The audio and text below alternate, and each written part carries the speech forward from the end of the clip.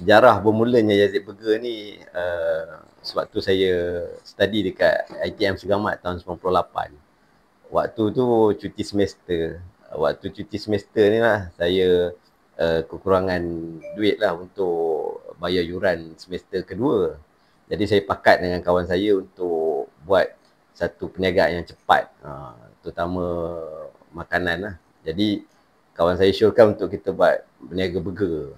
Dan ada satu sahabat dia juga berniaga stall burger untuk disewakan. Jadi kita sewa satu bulan tu sebanyak RM200 untuk kita mulakan perniagaan burger. Bagi saya itu satu program yang amat mudah.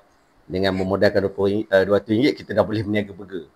Jadi dalam tempoh sebulan lebih kami berniaga tu, saya dapat untung lebih kurang dalam RM500.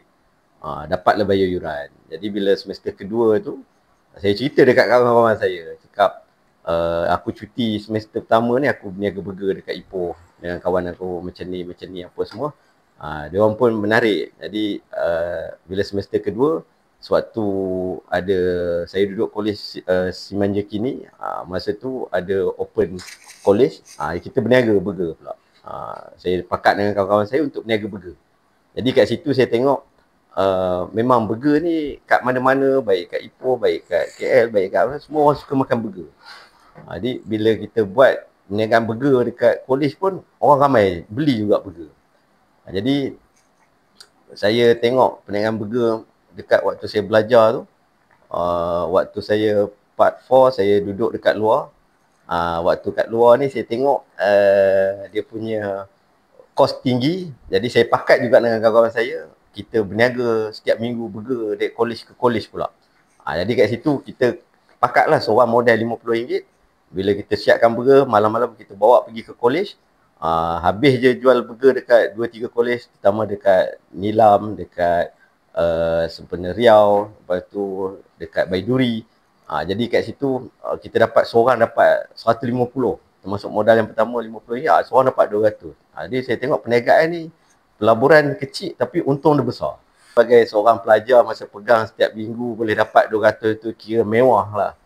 Makan pun kalau kita pergi kat kafe tu boleh makan mahal lah. Walaupun kerja satu hari, tapi kita boleh dapat duit sebanyak tu lah, RM200 setiap minggu. Jadi kawan-kawan saya pun banyaklah yang bersedia untuk melabur dalam perniagaan burger ni. Jadi bila saya habis belajar 2007, saya berniaga dekat Taman Permata Kuala Lumpur. Waktu tu saya tunggu kemasukan untuk belajar kat UiTM Shah Alam. Jadi dalam masa yang ada balance tu, saya berniaga burger dekat Taman Permata. Kat situ first stall burger saya seumur hidup yang saya beli sebanyak RM400. Satu stall yang pertama saya. Lepas tu complete set lah, ada generator, ada frame dia, ada dia punya tu lah. Ada roda, memang boleh tolak simpan apa semua. Jadi waktu saya masuk belajar kat UiTM Shah Alam 2007 tu, saya pindah stall daripada Taman Permata pergi ke Kuala Lumpur. Daripada Taman Permata pergi ke Shah Alam, Seksyen 7. Waktu tu saya masuk degree pengurusan pelancongan dekat UiTM Shah Alam. Jadi untuk cover perbelanjaan waktu dekat UiTM Shah Alam ni, siang saya pergi belajar, malam saya pergi berniaga burger. Jadi kat sini tercetus lah waktu saya pakat dengan kawan-kawan Fakulti Perhotelan Pelancongan ni. Cakap kalau kita nak berniaga burger, kali ni kita nak berniaga burger yang macam mana? Sebab saya daripada 98, 99 dulu semua saya berniaga burger Ramli je.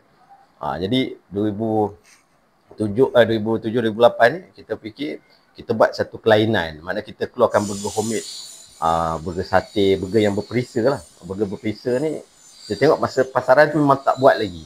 Orang cuma mesti burger ayam, burger daging. Macam kami bila buat R&D, burger sate, burger cendawan, burger BBQ. Jadi bila kita jual dekat stall tu, ramai pula customer datang. Kat situ saya nampak perniagaan ni macam makin menarik. Daripada burger Ramli, bila kita upgrade, kita bawa kepada burger homemade ni, customer lagi ramai. Jadi saya habis belajar 2009 saya kumpul duit, saya set up satu R&D kitchen dekat Seksyen 7, Komplek Perniagaan Anjun 7. Kita fokus untuk buat roti pula. Saya pakat dengan kawan saya untuk kita R&D roti supaya kita boleh keluarkan complete set lah, daripada sos, daripada daging, daripada roti, untuk kita buat kelainan lah dalam perniagaan burger ni. Jadi bila kita dah siap semua tu, kita tengok walaupun homemade tapi still lagi orang tak berapa nak menarik dengan Yazid Burger ni. Jadi bila saya tanya kat kawan-kawan yang lain, kalau kamu nak makan burger, burger besar mana yang kamu nak makan, bila dia orang tunjuk setakat besar ni je, bila saya cakap kalau besar ni burger kamu nak makan tak? Saya kata gila, mana ada orang buat. Daripada gila ni lah dia punya tercetusnya kita nak keluarkan burger super size tu. Daripada orang mula-mula tak percaya pada zaman tu, bila kita keluarkan burger besar, orang cakap adopt Photoshop, orang cakap edit. Tapi bila kita keluar kat Facebook kita Yazid Burger, kat situ adalah 2-3 media nampak burger Yazid ni memang betul-betul real, bukannya burger mainan, bukan burger tipu. Jadi bila media dah cover, kat situ yang perniagaan kami naik lah. Biasa waktu kami first jual burger super size ni daripada 30 kilo, 20 kilo sehari.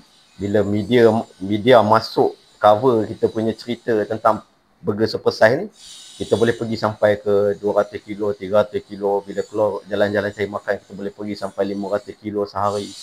Jadi 2013 saya pindah ke Sabah. Saya bawa perniagaan baru pula dekat Sabah. Still lagi perniagaan burger. Kita R&D makanan laut, terutamanya seafood untuk jadikan burger. Sebab waktu dekat Shah Alam tu, semua binatang-binatang ni kita dah jadikan burger lah. Sama burger rusa, burger arnab, burger ostrich, burger turki, perisa semua kita dah buat banyak perisa.